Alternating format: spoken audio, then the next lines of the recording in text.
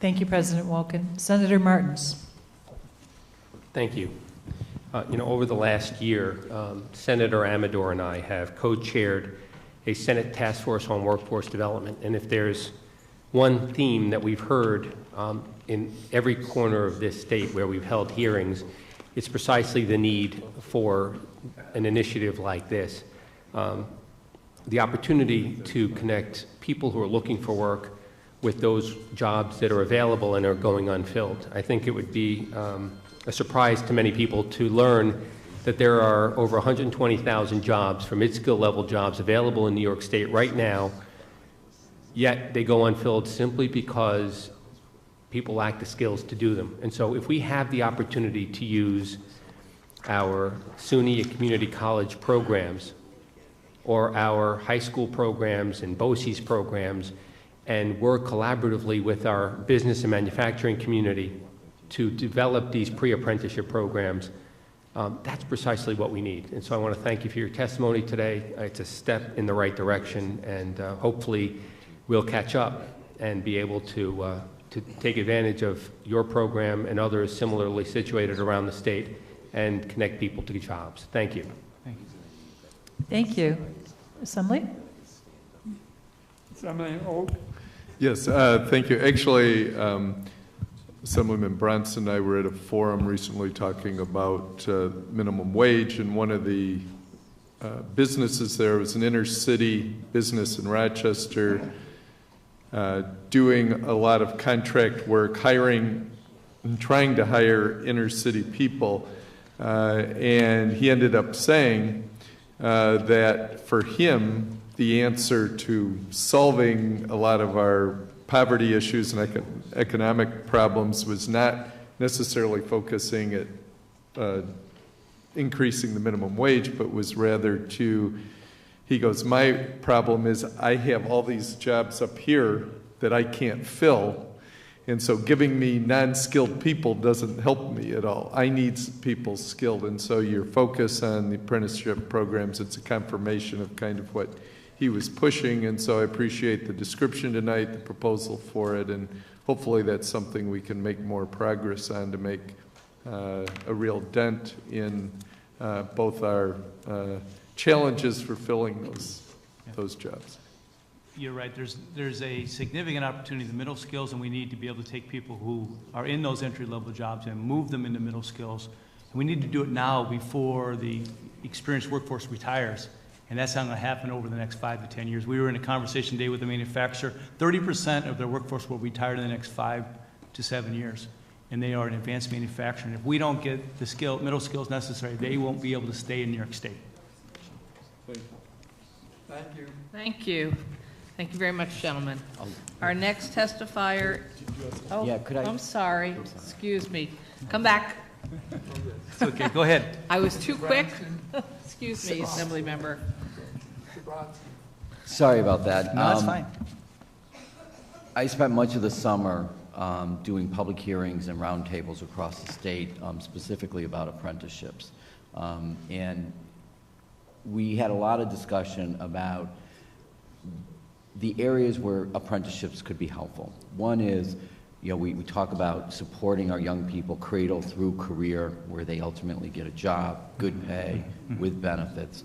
And then we, in various areas in the state, in Rochester, we have the anti-poverty initiative.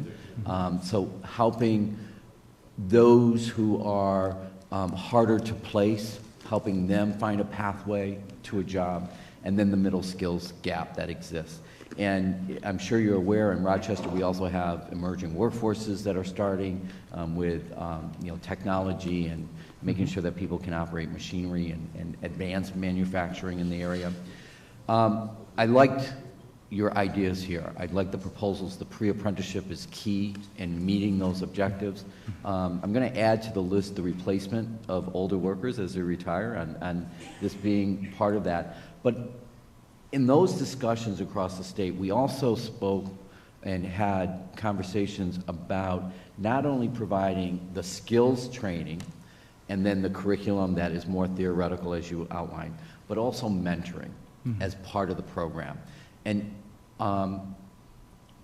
And that's really to help folks in the workforce then overcome some barriers that they may have had previously and then may rear their ugly head. Has your association had any discussion about offering that third element, mentoring, that's associated with having people keep the job once they get it?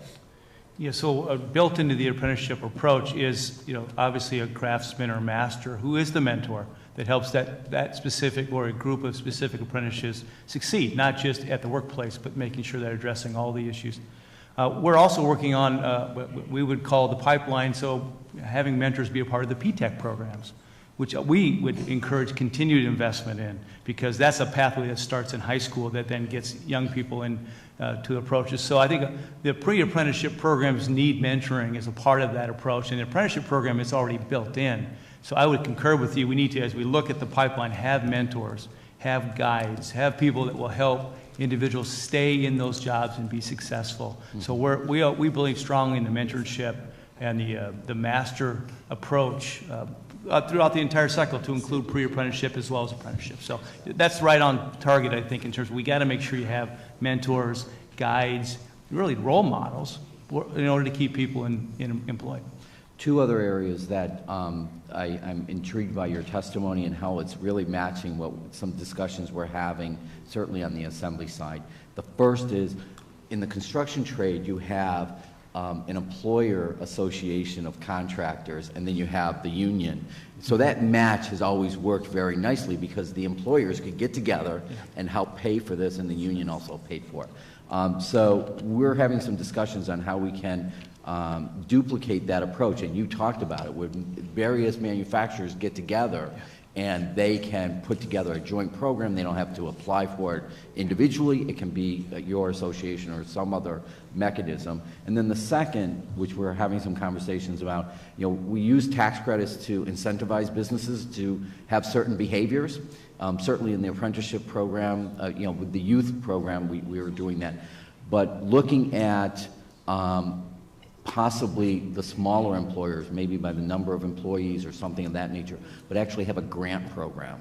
So if they participate in the apprenticeship program, they can reap the financial incentives that they wouldn't otherwise be able to have. So we're having a lot of discussions with this. I look forward to talking to you more about this. But thank you for your testimony. We'd love to do that, because we think those are the right kinds of approaches for small, medium-sized companies where we know the job growth is and can be for the future.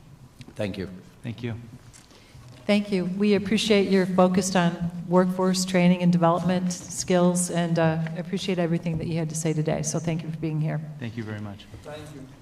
Our next speaker is Rawi Taylor, CEO, Schenectady YWCA, from the Coalition of YWCA of New York State.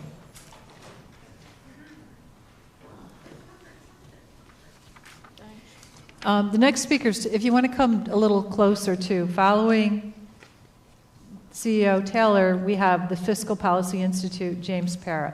So you'd be ready to go?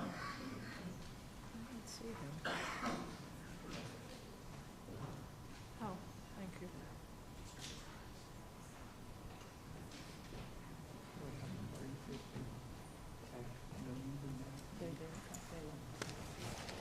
Welcome. Well, that's a lot of steps. It is a lot of steps. That's why we want people to get closer. Sorry, I was all the way in the back. That's okay. Good evening, Chairwoman Young, Chairman Farrell, and distinguished members of the New York State Senate and the New York State Assembly. I thank you for the opportunity to testify tonight in support of a strong paid family leave program in New York State. My name's Rawi Taylor, and I'm testifying on behalf of the Coalition of the 20 YWCAs of New York State. The YW has a long history of supporting women and girls in their support to live healthy and productive lives. The mission of our organization is to eliminate racism, empower women, and promote peace, justice, freedom, and dignity for all. The YWCA serves a unique population that, in addition to facing barriers directly related to employment and self-sufficiency, may also be dealing with other immediate and significant challenges. Many of the women who utilize the services of YWCAs have struggled with homelessness, incarceration, chronic mental illness, substance abuse, domestic violence, sexual assault, and significant health and/or developmental disabilities. Each year, the 20 YWCAs located throughout New York State serve tens of thousands of women who are at or below the poverty line. In New York State, 38.7% of families with female heads of households and children present in the house live in poverty. To directly help these women, there are 15 YWCAs across the state that offer childcare early learning programs, and we serve nearly 5,000 children a day. There are 9 YWCAs that offer employment preparation and financial literacy program. The work that the YWCA does is vital to women's lives. YWCAs across New York have daily experience with women who are struggling to gain a toehold in the American economy. These women are often employed in minimum wage jobs, earning only slightly above the federal poverty level with little or no job security. I want to speak about the Paid Family Leave Act. Without the Paid Family Leave Act, taking the time to care for a sick child or deal with a family emergency could mean losing the job that pays the rent and puts food on the table. Passing the Paid Family Leave Act will give those women peace of mind that their job will still be there when they're ready to return to work. New York State's Temporary Disability Insurance Program, TDI, has not been updated for 30 years, and currently the maximum benefit anyone could get is $170 a week. This really falls far short of the $3,400 a month that was recommended by the New York State Self-Sufficiency Steering Committee way back in 2010. The women who are struggling for self-sufficiency are not able to keep themselves and their children out of poverty and try to live on the amount that TDI provides. They'll be forced to turn to the state's patchwork of social services, further adding to taxpayer burden. With the Nolan-Addabbo bill that's currently being considered, women will have the benefit of receiving 2/3 of their weekly wages while away from their job. That means they'll still be able to pay bills, buy food and medicine, and not lose the toehold they've worked so hard to gain. It's still only 2/3 of their salary, so they're not going to get rich on it, but it's better than $170 a week. The coalition of YWCAs in New York State absolutely support the Nolan-Addabbo version of the Paid Family Leave Act, and we believe it's going to make a positive difference in the lives of women across New York State. We urge you to please pass this bill and help better the lives of all New Yorkers. And I really appreciate the opportunity to be here and that you're still here and listening.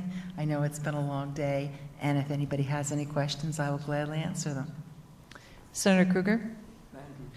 I want to thank you for staying all day. I want to thank you for actually raising the paid family leave issue, because I think you might be the first one today who did, and it's a critical issue for the state. And I, speaking for myself and the Senate Democrats, we totally support the Addabbo-Nolan version. A good Paid Family Leave Act in language, as the governor proposed, without adequate benefit level, means nobody will use it.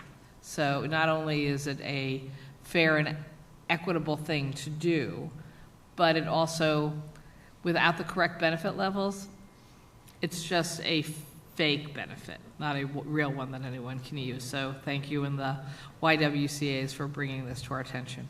Thank you very much. It's been a long day, but it was very heartening listening to everybody here talk about the issues that are facing New York's poorest of the poor and the working poor and vulnerable populations, and I really appreciate all of your work in those efforts. Senator Martins? Thank you. And I want to thank you as well. You know, obviously, it is an important issue. It's an issue that I'm grateful to the governor that he has finally placed on the table squarely and given us the opportunity to address it. And I'm hopeful that we will be able to address it comprehensively this year. And we can disagree on many of the mechanisms out there on how to pay for it, the extent of the benefit, but I agree, I think, with the comments that were just made. We have to be consistent in what we do. And at the same time that we are discussing the possibility of a minimum wage increase, it just seems odd that we would still be talking about a disability benefit of $170 a week, and a disability benefit that has not changed in 30-plus years.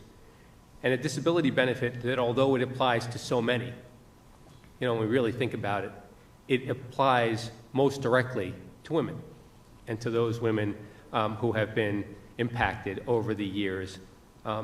I still find it odd that we consider maternity to be a disability, but we can get beyond that for a second. I think we can all agree that as a bottom line, we must do a lot better in terms of taking care of those who are disabled and making sure that they have a proper wage through their disability, and if they're called upon to care for a loved one, that they do have the resources necessary to do it. I'll just throw out there that, we have models out there, whether it's California, whether it's New Jersey, whether it's Rhode Island, and so we have the ability to look at what has worked in those areas and take the best of what's worked in those areas and maybe come to a consensus. So I'm not here to endorse a Dabo or Nolan's bill, but I am here to talk about the concept of a paid family leave package that can work, and looking forward to working with my colleagues in that respect. So thank you. Thank you. Thank you. Thank you, CEO Taylor. Thank you very much. Thank you. Our next speaker is Fiscal Policy Institute, James Parrott, Deputy Director and Chief Economist. And following him would be Mallory Nugent, Senior Policy Analyst from the Federation of Protestant Welfare Agencies. Actually, you can come together if you'd like.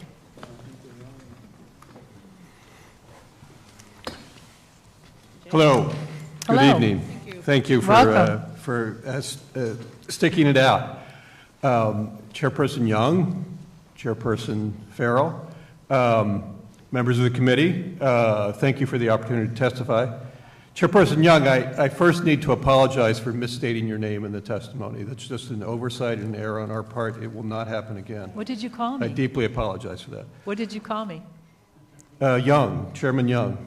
Okay. Chair,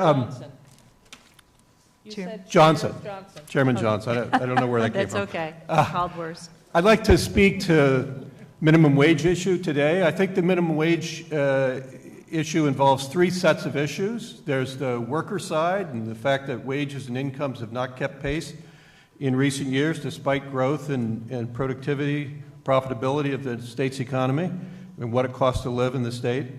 There's the very important aspect of the impact on business, and that's the part that I'd like to focus more on this evening.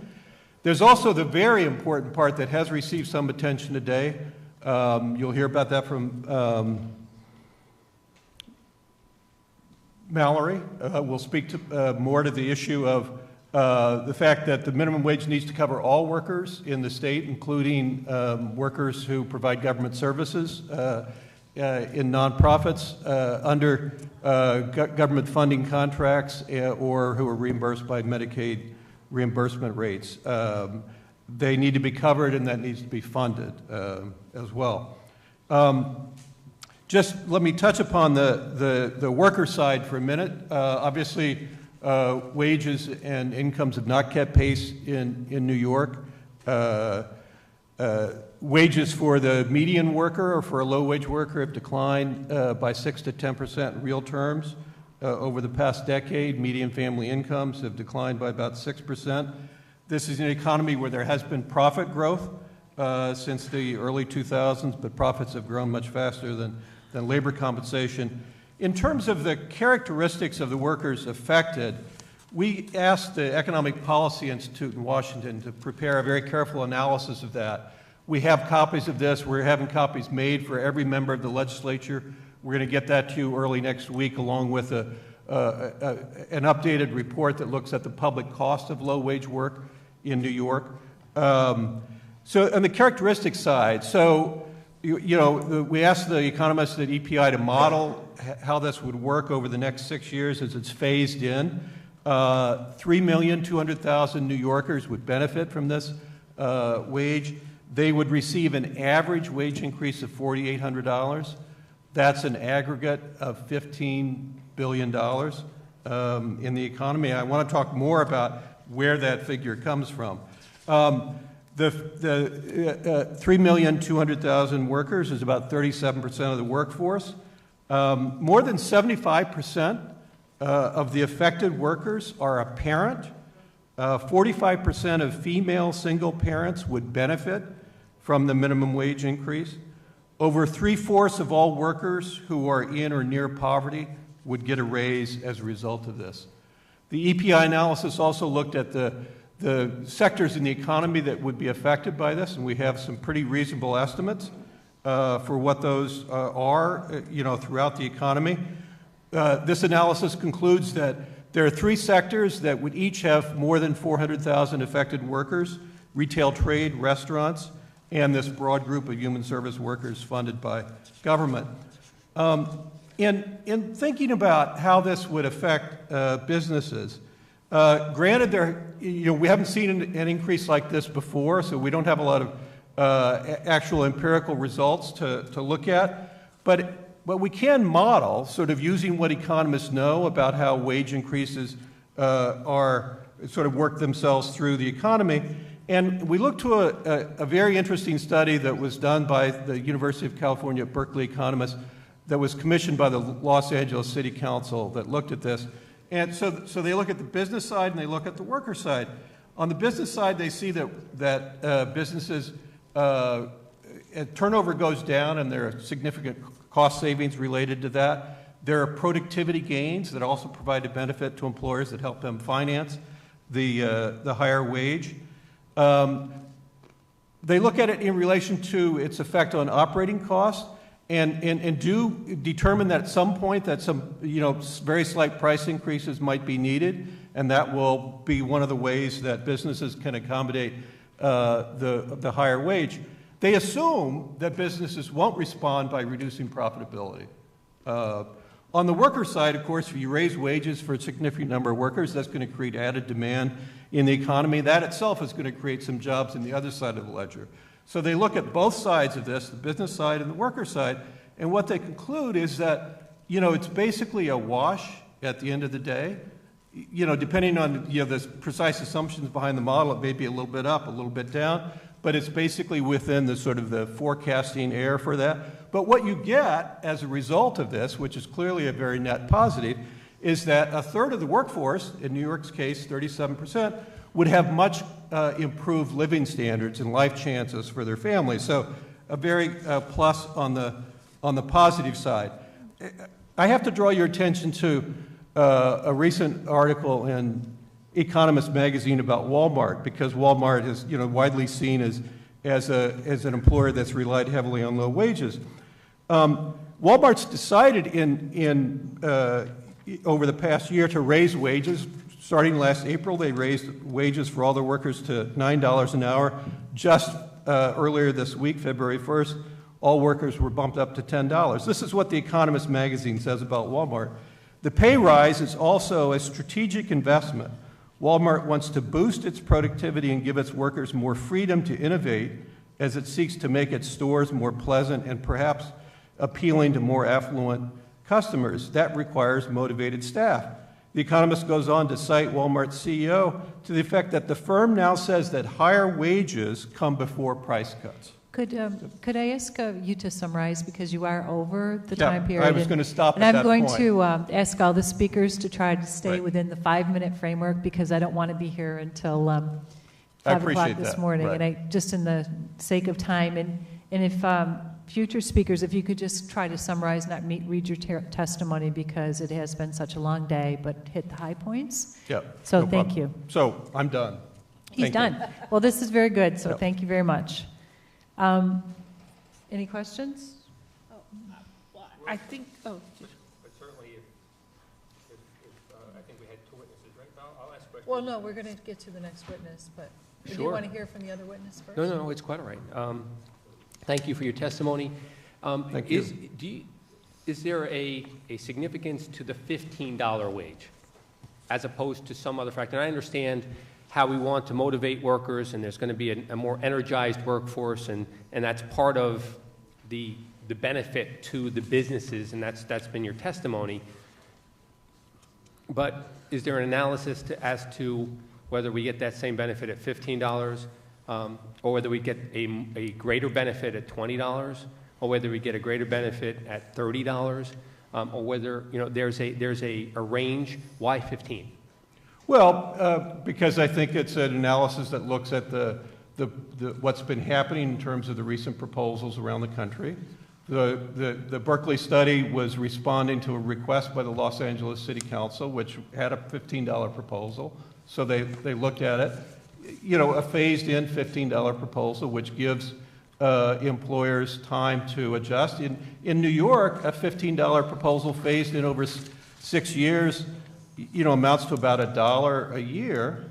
Once you get beyond $10 an hour as a starting point, that gets to be less than 10% a year. 10% a year is not out of line with past increases in the minimum wage. The difference, of course, is that it sustained year over year for a longer period of time.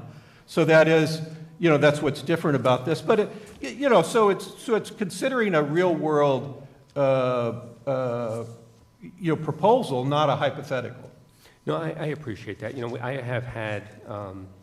We've had a number of discussions on this issue over the past year, and I've heard often the comment about increased profits out there, and the increased profit statistic being used as part of the predicate. And although intuitively we can all look at the large multinationals or national corporations out there and the profits that we see potentially from them, I'm looking at the 90% of the businesses and employers in New York State who are small businesses. Right. And they are not the Walmarts or the Home Depots or the multinational or national chains that are multi-billion-dollar conglomerates that we keep talking about. So there's a real concern I have when I speak to this issue, that we're not necessarily just speaking to them, to those large corporations, but also talking to those small corporations and businesses that are owned by individuals in our own communities that are trying to make ends meet. And so to that point, if we can talk about that in that perspective, and we can talk about the very real perception that, eventually with these policies, that if we have a local hardware store and we have, for example, a Lowe's, that a few years from now, the Lowe's will still be there because they can absorb these costs and pass them on, being a large corporation, but that local hardware store is going to be out of business. Talk to me about that. So in this modeling that the University of California economists did, they assumed that businesses wouldn't respond by reducing profits. So they modeled in the savings from reduced turnover, the savings on recruitment costs, the added productivity. Companies will respond in an environment where the cost of an input goes up by seeking to be more efficient in the use of that. We've seen, there are just lots of examples across the economy in terms of lots of different changes that have occurred over time, energy prices, inflation, wage increases, and so on. So businesses will respond that way. And, it has the advantage that all businesses are affected by the same, wage standard, so no individual business is put at a disadvantage. There is an assumption that part of the response will take the form of slightly higher prices. Again, as has been pointed out earlier, we're not talking about a huge price increase, and we're in a very low inflation environment where, the Federal Reserve Board will actually say a little faster inflation would actually be good for the economy.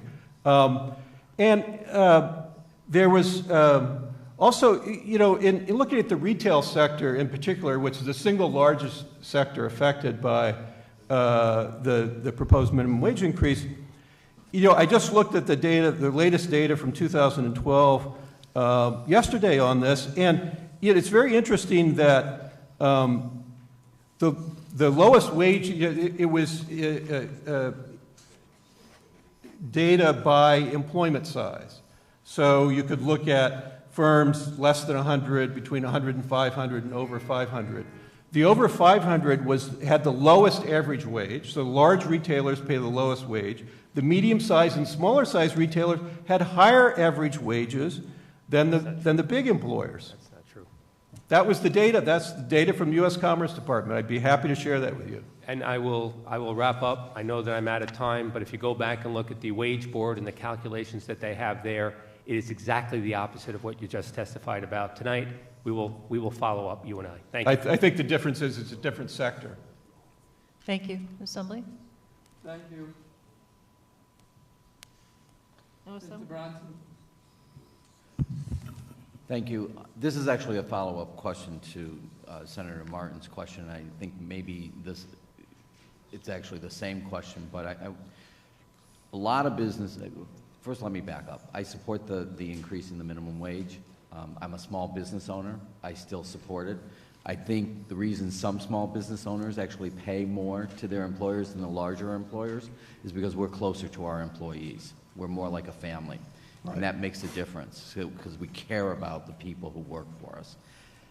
That being said, I am sensitive to the comments that have been brought to me from the for-profit community, business community, where they're saying, this is a little bit different. It's a 67% increase when you look at the change from $9 to $15 an hour.